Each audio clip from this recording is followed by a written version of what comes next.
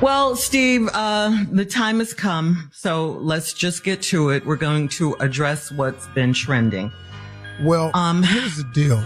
We decided to just address it since it's out there. You know, it's one thing when we're dealing with gossip, rumor, and hearsay. That's one thing. You know, I've dealt with this for years. But when it's not gossip and it comes from, you know, a reliable source, then it turns into something different. And so, you know, all of this trending stuff and all this here. And so after some deliberation, we got together. Now, here's the deal about this strawberry letter. I have no idea what Shirley's going to say. I told Shirley that it was up to her how she wanted to address it. You know, I did go along with this as an idea.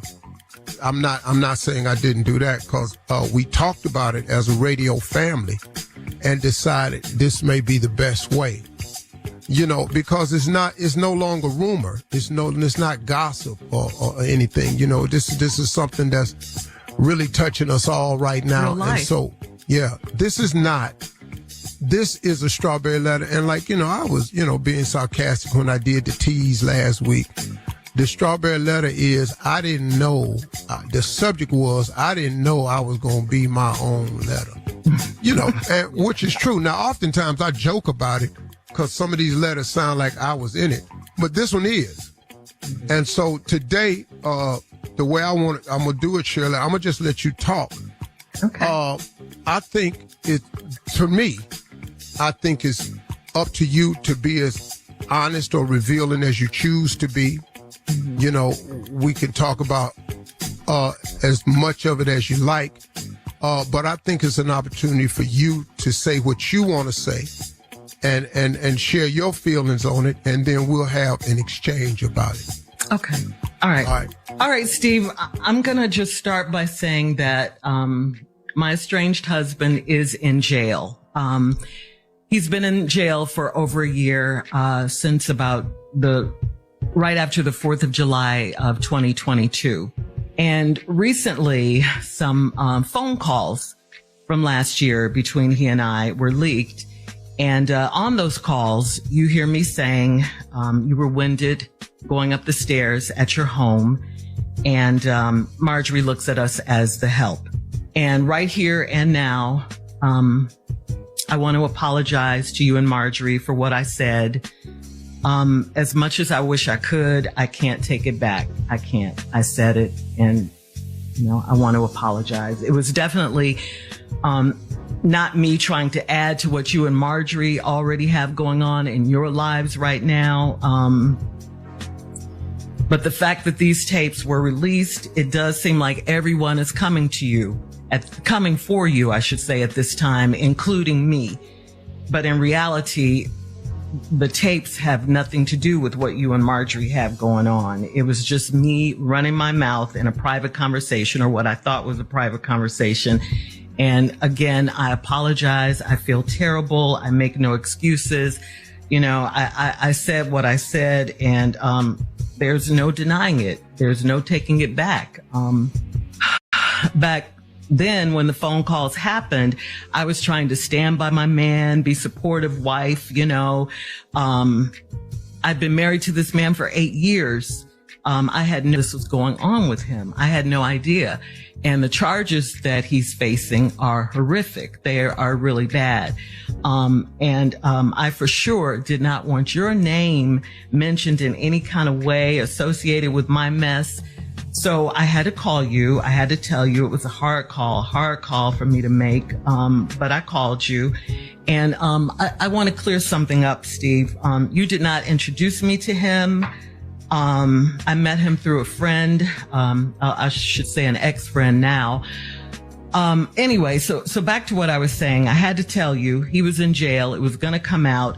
I didn't want you to hear it from anyone else. I wanted you to hear it from me, because I knew once the police and everyone, got involved, and they were already involved, and they found out who his wife was and who she worked with and all of that, and that's you, Steve Harvey, it would become, a real big story because it's you, your name. And like I told you, Steve, when I called you, I didn't want to call you. I mean, I was embarrassed. I was hurt.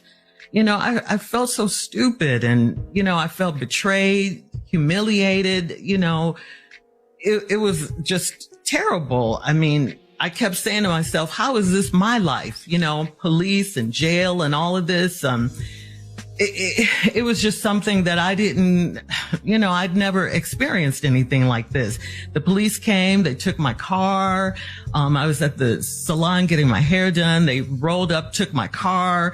I had to have my stylist take me home. I had to move in with friends. I lost my house. I lost everything. Oh, and I have to tell you this too. Like on the day, July 4th, we were having dinner with friends and we were going to watch the fireworks after that. And so the fireworks didn't happen that night because it was like a terrible, terrible storm. So the fireworks got canceled. And when I look back, I see now that was kind of a metaphor for what was about to happen in my life. The thunderstorms were coming. They were coming. The next day was the last time I saw him. He was arrested the very, very next day.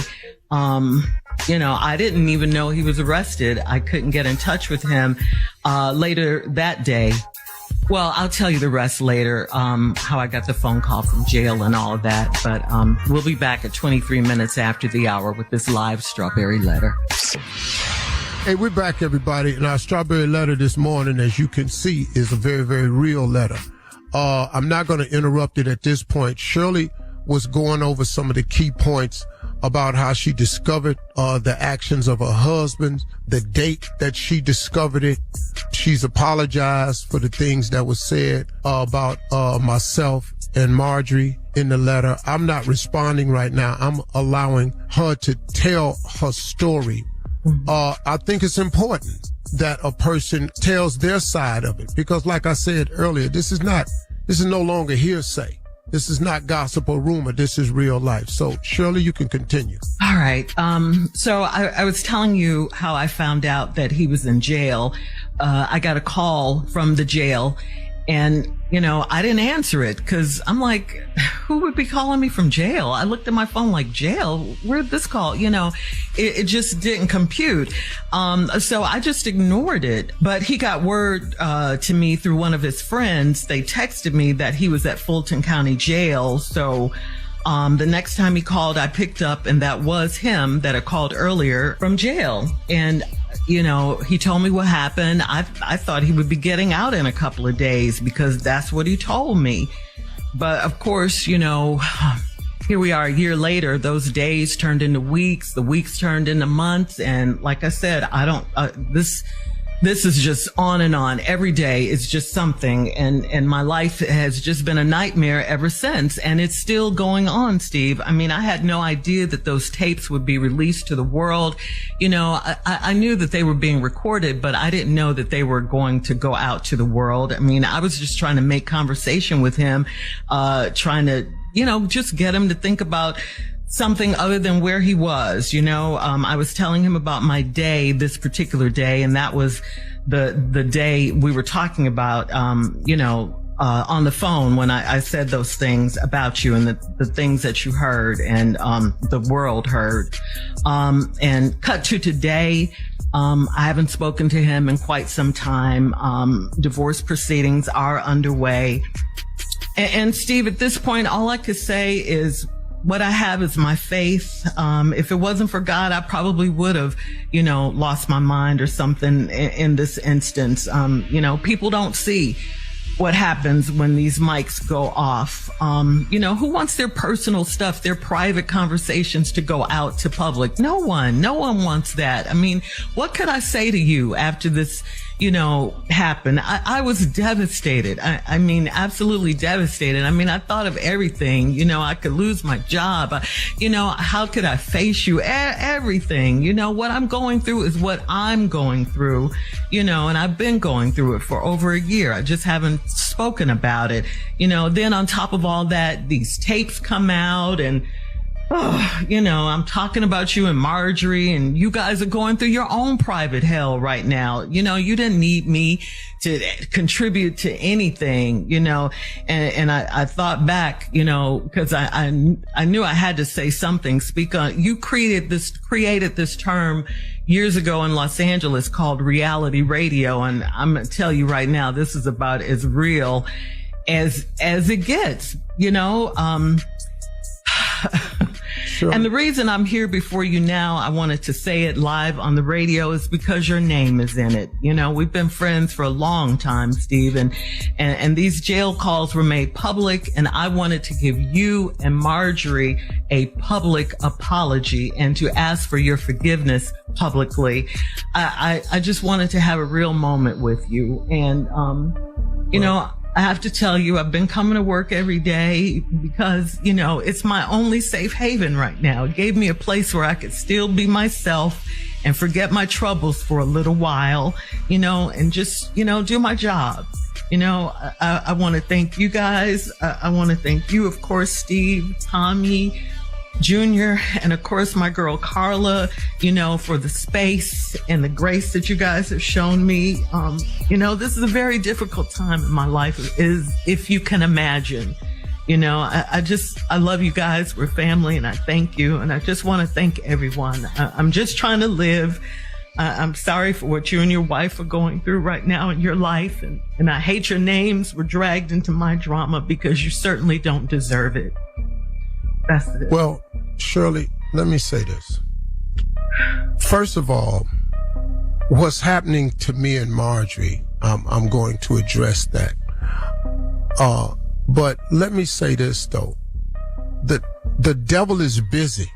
The devil is busy. And the devil don't come for those he got.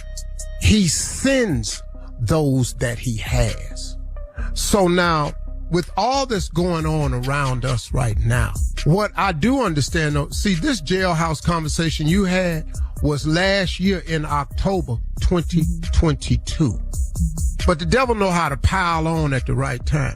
So this tape that was made in October 2022 gets released right on the heels of all of this to just pile on some more. And I guess you say, it was recorded because, when everybody get that phone call, who ain't had that phone call? Fulton County, we please know yourself phone call. This phone call is being recorded.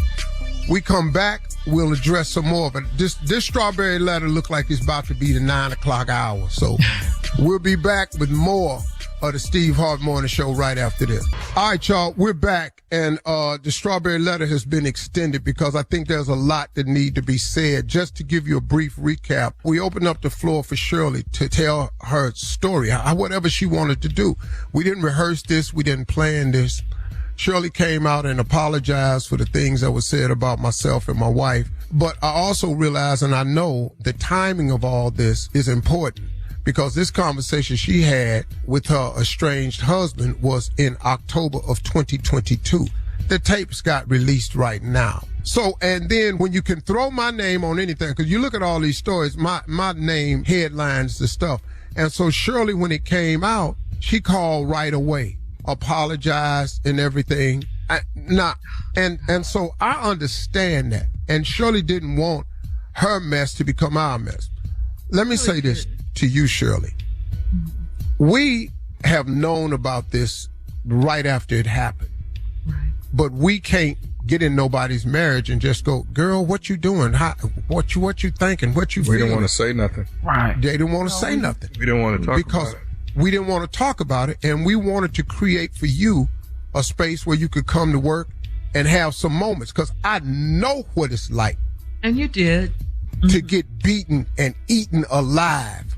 And so it became, for us, let's just be there for her. And when you want to tell us, you will tell us. Yes. When you're ready. Now, good thing you had Monica, Mississippi Monica, who has been with you this whole ride. You did confide in her. Mm-hmm. So Monica would keep us posted, but until you wanted to invite us in, we were just left over here as a support system. And so we were just, yes. I'm sorry, I didn't mean to interrupt you, but can I just say this? I look at you guys as my family. You know, we all are family. You know, a lot of times there was a time when we saw each other more than we saw our actual families. And, you know, it was just so hard for me I'm a private person, you know, but we all have our stuff. We talk afterwards. We're friends. We're all that. It was just hard for me to bring this particular thing up.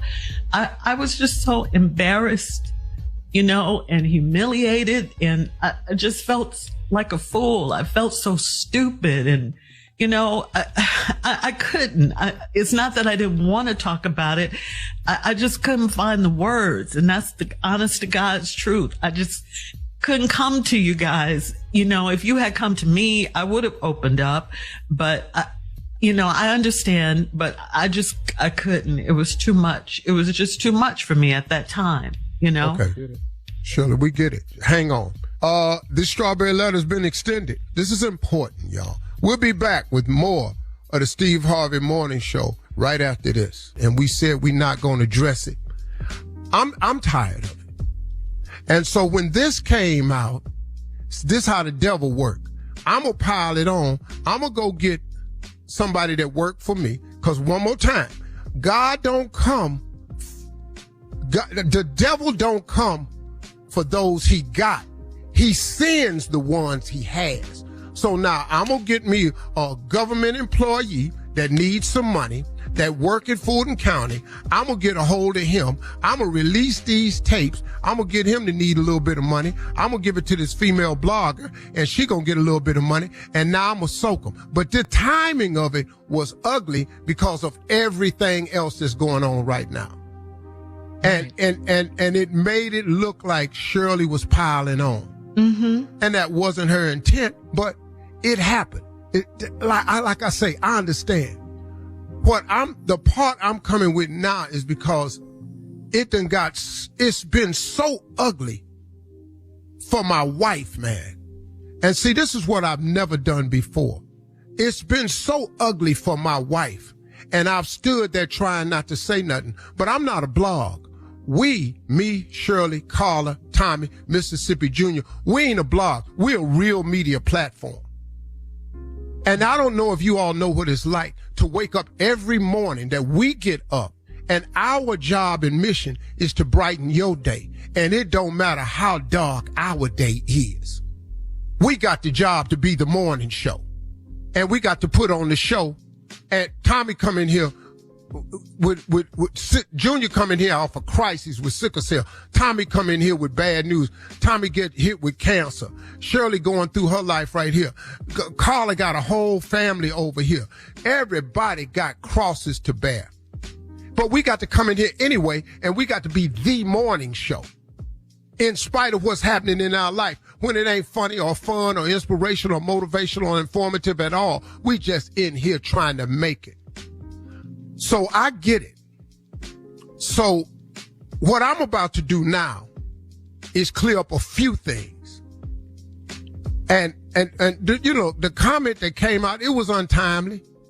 You know, but that's why we don't have people in our house. That's why that's why a whole lot of stuff we don't do. But when I come back, we'll be back. And my fat wheezing ass will straighten all this out. Stop. I said I was sorry. But I just want to be clear about that. I just wanted my fat wheezing ass going up these steps. I'm going to be back. I'm not going to let that go. You were winded, though. Well, you sorry all you want. Hell, that's what I heard. Because we sitting up in here and we dealing with stuff and that y'all just printing lies and rumors, and the viciousness of it is what I'm finna talk about. Now, let me tell you something. Normally, we don't care nothing about your blogs and all this here. But I'm really tired of y'all, man. And you know the sad thing behind all of this? The majority of these blogs, they black people. The very people that we try to uphold and uplift the most what all of our foundation is about saving and changing the lives of young black people. And then it's the black bloggers that's the nastiest when it comes to all of us. And that's the part I want to get at, and then I'm gonna let it go. Because after today, ain't no more. After today, there will be no more. So when we come back, we'll be more of the Steve Harvey Morning Show. I'm so sick of this strawberry letter. We'll be right back. I do growth, I don't shrink. Even when I pull back, it's because I believe I'm being shot forward. I only do better, I don't do backwards.